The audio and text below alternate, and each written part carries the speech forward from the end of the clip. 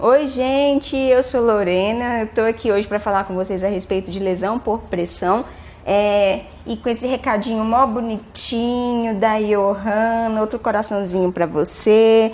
Hoje nós vamos falar um pouquinho sobre lesão por pressão, principalmente no contexto de terapia intensiva.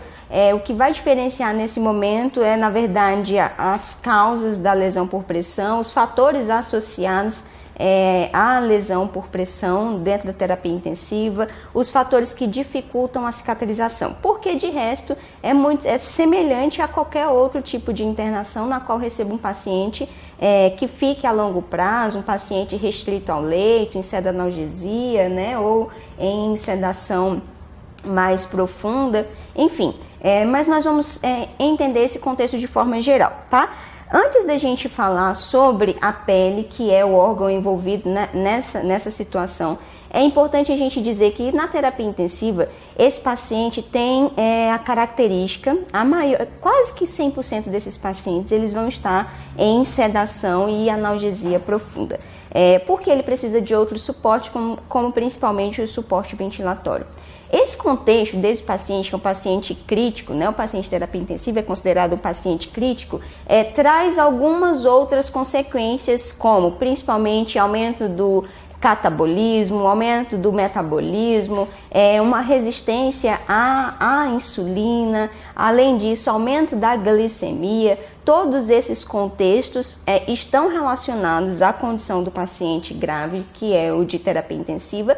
Associado a isso, nós temos um outro principal fator que leva o paciente de terapia intensiva a desenvolver de uma forma muito mais rápida a lesão por pressão, que é a diminuição da perfusão, né? Principalmente perfusão periférica, também nas proeminências ósseas, tá? Então, esse contexto desse paciente com a perfusão diminuída, por conta que está em sedanalgesia, por situação de hemodinâmica instável, por uso de drogas vasoativas que diminui a perfusão periférica, aumenta o risco desse paciente em desenvolver lesão por pressão. E isso justifica o nosso conhecimento de conhecer o que é uma lesão por pressão, além disso, desenvolver fatores que previnam essa condição, tá? Então hoje nós vamos conhecer quais são os estágios, nós vamos falar sobre a atualização que teve em 2016, se não me engano no mês de abril de 2016, ou algumas provas têm cobrado de forma antiga, mas é interessante que a gente saiba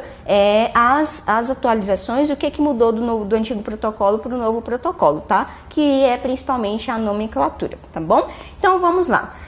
Primeiro vamos falar sobre a pele. A pele vamos observar o slide, a pele é o principal, maior órgão do corpo humano, o maior órgão do corpo humano. Ela tem algumas atividades imprescindíveis, observem no slide, algumas atividades imprescindíveis para nossa continuidade e manutenção do corpo, que é proteção, barreira contra infecção entre o meio externo para o meio interno, tá? Além disso, ela nos possibilita que a gente não perda de forma excessiva os líquidos que são fundamentais para a nossa homeostasia. Mantém a nossa temperatura e secreta algumas substâncias, tá? Então aqui nós observamos as camadas da pele que são fundamentais para a gente identificar qual é o estágio na qual a lesão foi avaliada. Então a primeira camada da pele chama-se epiderme, a segunda camada da pele nós temos a derme e a terceira camada da pele, aqui uma observação que já eu vou falar, é a hipoderme. A hipoderme ela é considerada como terceira camada da pele de forma didática, novamente. A hipoderme é considerada como camada da pele de forma didática, porque apenas a epiderme e a derme são consideradas camadas da pele, tá? Então a hipoderme, na qual a gente tem o tecido gorduroso, que é o subcutâneo, a gente fala de forma didática como terceira camada da pele, porque é uma estrutura que vai ser avaliada durante a identificação de comprometimento tecidual, tá bom? Então vamos adiante. Ela está sujeita a sofrer algumas agressões. Essas agressões elas podem vir tanto de forma externa, né? São agressões extrínsecas, quanto agressões intrínsecas, que é realmente inerente ao nosso organismo, tá? Ou alguma situação patológica. Além disso, os fatores mecânicos, que são os que a gente mais estamos expostos no dia a dia, podem trazer essas agressões que também são considerados fatores extrínsecos, tá? Os patológicos, como eu falei, são fatores intrínsecos, tá? Então isso é importante. Por que é importante a gente saber se o fator é intrínseco ou extrínseco? Para identificar se essa lesão vai ter demora na sua evolução, se vai fechar mais rapidamente, se vai diminuir, se vai demorar para fechar.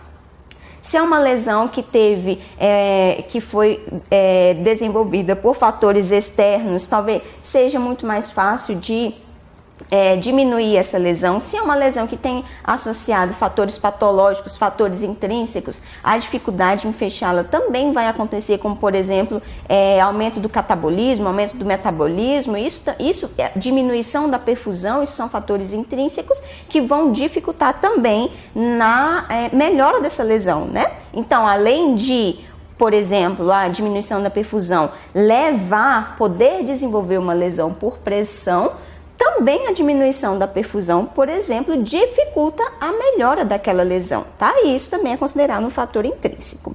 Então, vamos lá. Eu trouxe aqui um conceito de lesão para a gente compreender de forma geral o que seria lesão. É a perda da integridade da pele por rompimento de suas camadas, tanto de forma intencional, essa forma intencional seria um fator externo, extrínseco, ou também acidentalmente, trauma, que também seria um fator extrínseco, tá? E aí nós temos aqui, para começar a falar sobre lesão por pressão, nós temos o conceito que foi modificado no protocolo, na última atualização de 2016.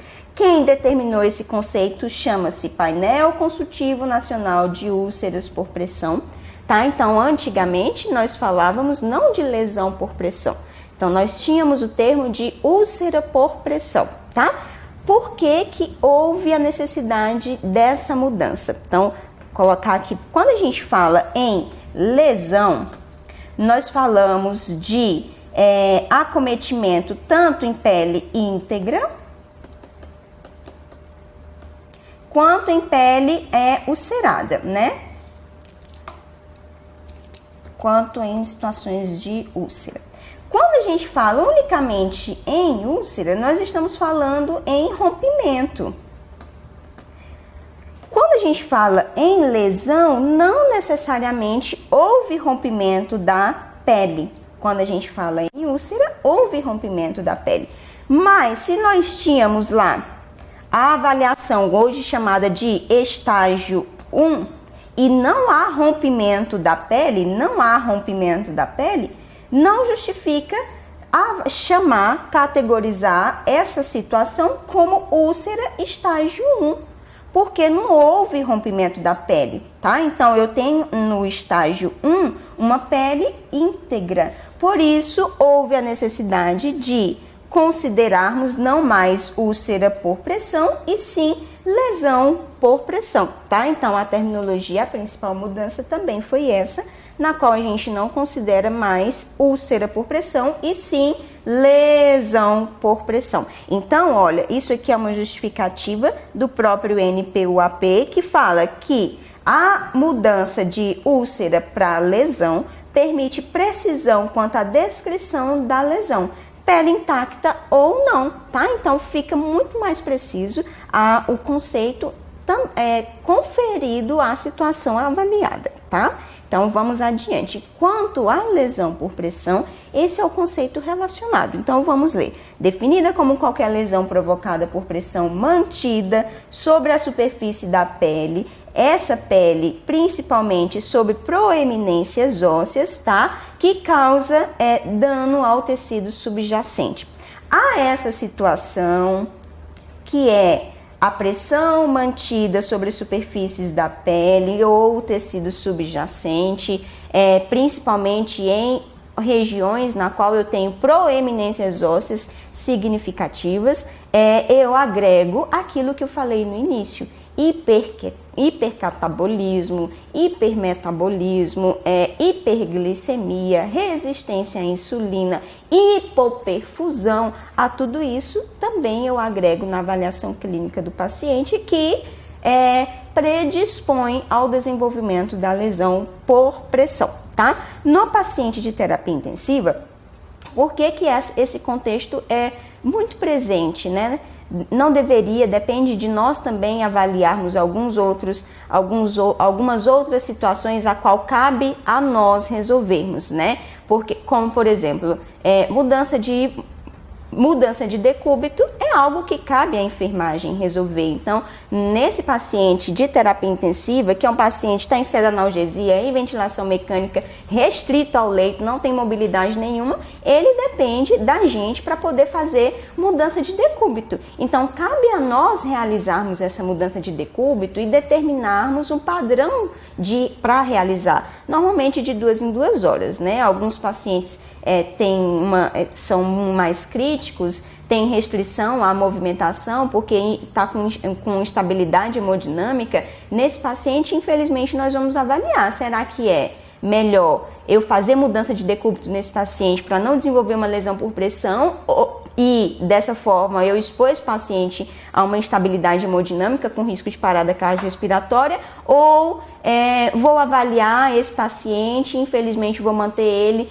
por 3 horas no mesmo decúbito porque ele está com a hemodinâmica super instável, pressão arterial instável, pode ter parada cardiorrespiratória, a PAN está muito diminuída, então vamos manter esse paciente, infelizmente, um pouco mais restrito ao leito, tá? Existem situações, aí a gente não pode levar ferro e fogo. Tem que mudar de 2 em 2 horas. Não. Se o paciente tem contraindicação de mobilidade, principalmente dentro da terapia intensiva por conta de uma instabilidade hemodinâmica, nós vamos ter que avaliar o custo-benefício e compreender que muito possivelmente ele vai abrir uma lesão, mas é melhor abrir uma lesão e a gente continuar com os cuidados, fechar essa lesão posteriormente, do que eu expor ele a uma instabilidade e uma parada cardiorrespiratória esse paciente não voltar, tá bom? Então, no paciente de terapia intensiva, como eu falei, aí abri um parêntese para fazer essa justificativa, é muito mais comum a gente observar esse paciente com lesões por pressão, né? Porque houve uma pressão mantida sobre a superfície, principalmente por eminência óssea. 2 motivos principais. Está em sede de analgesia restrita ao leito porque ele precisa de ventilação mecânica. Além disso, a diminuição, a perda ponderal pode ser significativa, né? Então a gente observa exposição de proeminências ósseas muito mais facilmente do que um paciente, por exemplo, de clínica cirúrgica, tá? Então vamos adiante.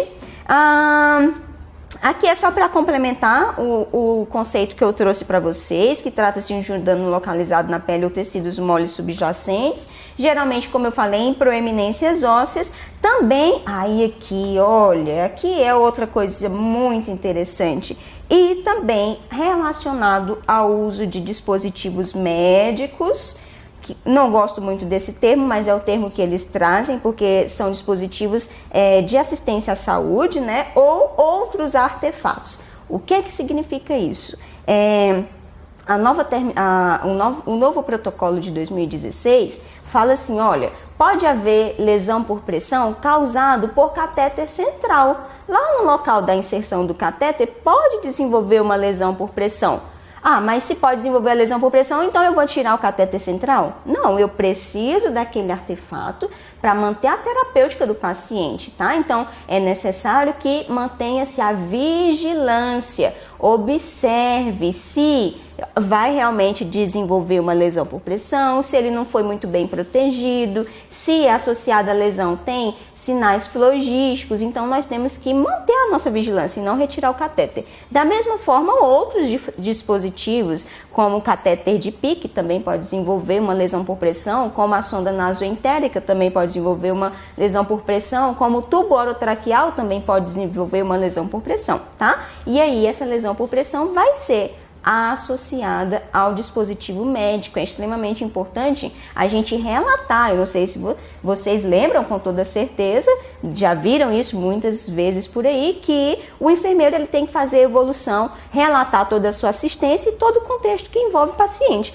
Então, Se abriu uma lesão por pressão e essa lesão por pressão abriu justamente por conta do dispositivo médico, relate lá, lesão por pressão relacionada ao dispositivo médico, coloque qual foi o local avaliado, qual é o local da lesão, qual é o dispositivo envolvido, porque a tua equipe e os teus colegas que vêm posteriormente ao teu plantão têm que saber o que está acontecendo para continuar com os cuidados a esse paciente, tá bom? Então vamos adiante. Também o novo protocolo de 2016 determina os comprometimentos em estágios, tá? Esses estágios vão nos demonstrar qual é a classificação do dano tissular. Então, a qual estrutura? É extremamente importante a gente compreender que a avaliação da lesão por pressão em estágios, ela avalia estruturas, tá certo? Tá certo, estruturas. Avalia estruturas. A avaliação em estágio nunca vai avaliar tecidos. Tecidos nós temos outras escalas, outras formas de avaliar, mas para avaliar estrutura danificada, nós temos a categorização em estágios, tá? Então, essa categorização em estágios nos auxilia a determinar qual é o tratamento adequado para esse paciente. Além disso, nos faz observar que temos que manter prevenção, tá? Por quê? Não é porque abriu uma lesão por pressão em região trocantérica que não vai abrir em região sacral, né? Na região escapular. Então, eu tenho que observar se esse paciente abriu uma lesão por pressão, porque se ele abriu uma, a possibilidade dele abrir demais existe e é muito presente, tá? Então, nós temos que avaliar, categorizar quais são os estágios para eu determinar qual é o tipo de terapêutica, né? Nesse caso, não nos auxilia muito quanto à escolha da cobertura, nós temos outras formas de avaliar qual a cobertura necessária, mas eu compreendo se tem exposição de face muscular, tem exposição de nervos, tendões, então vou ter possivelmente uma dificuldade para poder fechar essa lesão. Vai demorar um pouco mais do que uma lesão, por exemplo, em estágio 1, que eu só tenho eritema. Tá? Então, isso nos dá base para determinar qual é o tratamento adequado, se vai mudar mais de decúbito esse paciente, se esse paciente se ele está com uma lesão em sacral, se eu vou manter decúbito só lateral direito e lateral esquerdo de hora em hora, né, caso ele não tenha estabilidade hemodinâmica. Enfim, isso vai te dar base para realmente determinar os teus cuidados, que é para isso que tu existe, né, não enfermeiro, para determinar cuidados, avaliar possibilidades de dano a esse paciente, avaliar propriamente os danos desse paciente, prever o que pode acontecer com esse paciente. Então, se eu recebo um paciente e rapidamente ele apresentou a anasarca, tu sabe que esse paciente vai ter possivelmente uma lesão por pressão, né não? Então, observar esse paciente para tratar adequadamente, prever novas lesões desse paciente, tá? Então, falei demais. O estágio, nós temos 4 estágios a serem diferenciados, nós vamos ver cada um deles, tá? O primeiro estágio é um acometimento mais superficial, e aí esse é o conceito, vamos observar o conceito da nova atualização. Ele fala assim, ó: lesão por pressão em estágio 1 significa que eu tenho uma pele íntegra com área localizada. Ó, pele íntegra, lembra lá daquela justificativa que eu te falei no início, por isso que mudou de úlcera por pressão para lesão por pressão, porque nesse momento não tem o rompimento da pele. Não tem um rompimento, a pele continua íntegra. Então, pele íntegra com área localizada de eritema. O eritema é aquela vermelhidãozinha, tá? Que não embranquece. Uai, mas como é que é isso? Tem o eritema, faz uma leve pressão sobre o eritema, ficou branquinho naquela pressão? Tudo bem. Nesse caso, ele não vai embranquecer, tá? E que pode parecer diferente em peles de cor escura. Então, peles de cor negra, a gente tem uma característica diferente, tá? Então, eu não vou ter uma vermelhidão né? Eu tenho peles, a pele de cor negra, ela apresenta uma característica diferente, às vezes um pouco arroxeada, mas a gente tem que saber identificar, tá? Perto para ver se ela tá ficando branquinha ou não. Nesse contexto, ela não vai ficar... deixa eu apagar porque ficou muito feio, tá? Então, nesse contexto, é um eritema que não embranquece. Quando eu tenho a presença de um eritema que embranquece, então uma observação, quando eu tenho a presença de um eritema que embranquece ou mudanças na sensibilidade, na temperatura e consistência, essa consistência a gente pode observar mais endurecida, pode prever alguma piora, tá? Então, na verdade, essas condições podem ser prévias à piora da lesão. Então, é importante a gente observar e sempre avaliar lá se o eritema tá ficando branquinho após, né, a pressão, tá? Então, aqui, essa é a figura, né? Então, trazida pelo protocolo, eles refizeram todas as figuras, inclusive todas as ilustrações que remetiam aos tipos de lesão, tá? Então, essa aqui remete à lesão estágio 1. Então, a gente observa que nós temos só uma diminuição da perfusão, eu não tenho rompimento da camada da pele, tá? Então, nesse contexto, se eu mantiver mudança de decúbito, se eu avaliar a nutrição desse paciente, se eu avaliar a umidade da pele desse paciente, se eu diminuir fricção desse paciente no leito, se eu não permitir força de cisalhamento sobre essa região, muito provavelmente essa área vai ser recuperada, tá? Então, a gente tem que observar essa condição. Aqui eu trouxe uma figurinha, tá? Para a gente observar e para a gente poder comparar. Então, eu tenho a figura que eu acabei de mostrar para vocês e o reflexo ao paciente, tá? Então, aqui, ó, alguma pessoa me perguntou, mas já tá com lesão. Não, aqui não é lesão, tá? Então, às vezes o paciente, ele tava em edema e aí a gente observa a pele, não um rompimento, mas começa a descascar, tá? Mas aqui não é uma lesão, ainda é estágio 1, tá? Vamos adiante. Quando eu falo em lesão por estágio 2, significa ter o conceito, vamos observar, perda da pele em sua espessura parcial. No estágio 1, eu não tenho perda. No estágio 2, eu tenho perda da pele em sua espessura parcial. Existe exposição da derme, tá? Muitas vezes o leito da lesão é viável, de coloração rosa ou vermelha úmida. Lorena, mas essa lesão aí com essa necrose, tá? Esquece essa daqui. Nós não estamos falando dessa. Nós estamos falando desta lesão, tá? Esta lesão é estágio 2, então a gente observa que eu tenho tecido de granulação, a lesão está extremamente rósea, brilhante, úmida, então significa que é uma lesão que a gente chama de viável. Para que eu feche essa lesão é muito fácil, tá? Agora essa aqui eu já tenho uma dificuldade, nós vamos ver qual é o estágio dessa lesão, tá? Mais adiante. Então vamos lá. Aqui novamente para vocês observarem, tá? Comparando com a ilustração que o próprio protocolo trouxe para a gente, né? Que é o NPUAP.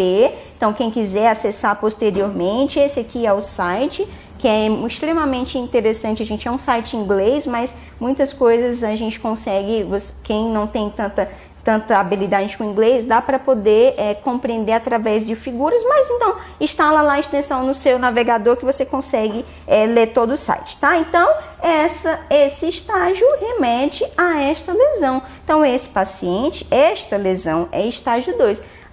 Lorena, como que eu vou fazer para classificar? Tem uma lesão estágio 2 aqui, mas eu tenho uma outra lesão que eu também tenho que classificar. Classifica conforme a lesão e coloca lá na sua evolução, tá? Lesão com circunferência, existem algumas algumas réguas que a gente utiliza para poder avaliar a circunferência, se vai determinar exatamente a circunferência dessa lesão, qual é exatamente a localização, então ela está em região sacral, tá? Então, qual é o estágio dela, qual é a característica do tecido avaliado, é extremamente importante. Aí aqui uma observação, quando a gente vai classificar o estágio da lesão, você tem que colocar qual é o tecido avaliado, tá? Então, qual tecido que você avaliou no estágio da lesão?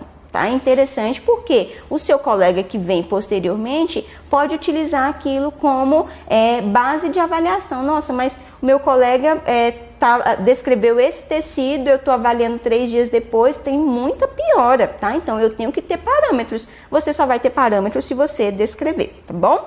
Essa aula termina agora, para você que está assistindo ela gratuitamente, mas ela continua dentro da área do aluno, lá no módulo de aulas ao vivo, para que você que é aluno do curso completo de enfermagem para concurso. Se você ainda não é aluno do curso completo de enfermagem para concurso, deixa eu falar para você um pouquinho do que é hoje um dos melhores e mais interativos cursos de enfermagem para concurso online do Brasil.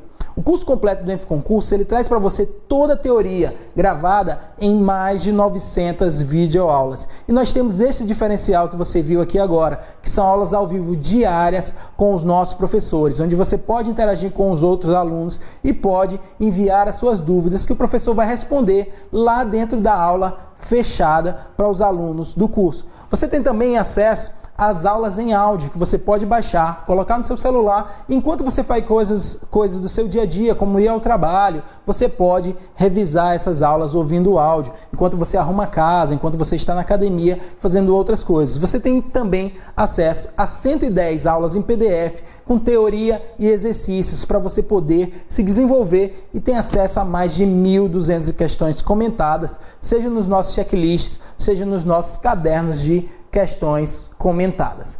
Você tem acesso ainda, se não bastasse, todo o conteúdo de enfermagem com todas as disciplinas atualizados semanalmente para você, você ganha diversos bônus que muitas vezes, se você for somar o valor, vale até muito mais do que o valor expresso que você tem que pagar, do que o preço expresso que você tem que pagar. Você tem acesso a um curso completo de legislação do SUS com a professora Andréa Paula, conhecida carinhosamente pelos alunos como a professora do SUS. Você tem acesso a um curso completo de teoria e exercícios de português para concurso. Tem acesso aos estudos por carreira de tribunais, EBSER, prefeituras, hospital SAR, etc. Você, com um curso só, você se prepara para diversas carreiras, além de diversos outros bônus especiais, como, por exemplo, os nossos cursos por banca. Curso para banca OCP, IBFC, FCC e outros. E se não bastasse tudo isso que eu vou dar para você, você ainda tem uma garantia incondicional de 7 dias. Funciona assim. Você compra o curso e você tem 7 dias para dizer se você quer ficar com o curso ou não. Ninguém anuncia isso para você na internet porque às vezes não confia no curso que tem, mas nós confiamos tanto, estamos tão certos que você vai gostar e queremos tanto contribuir com a sua aprovação que você pode comprar o curso. E se por qualquer motivo, e nem precisa ficar o motivo, nós não vamos ficar tentando te convencer a ficar se você não gostar. Se por qualquer motivo você não gostar do curso, você manda um e-mail para nós e nós devolvemos 100% do seu dinheiro. Se você está preparado, se você quer ser aprovado com a estrutura mais interativa de concurso de enfermagem do Brasil, clica no botão aqui na descrição desse vídeo e se inscreve no EnfConcurso. Sua melhor preparação em concurso de enfermagem. Um abraço, até mais.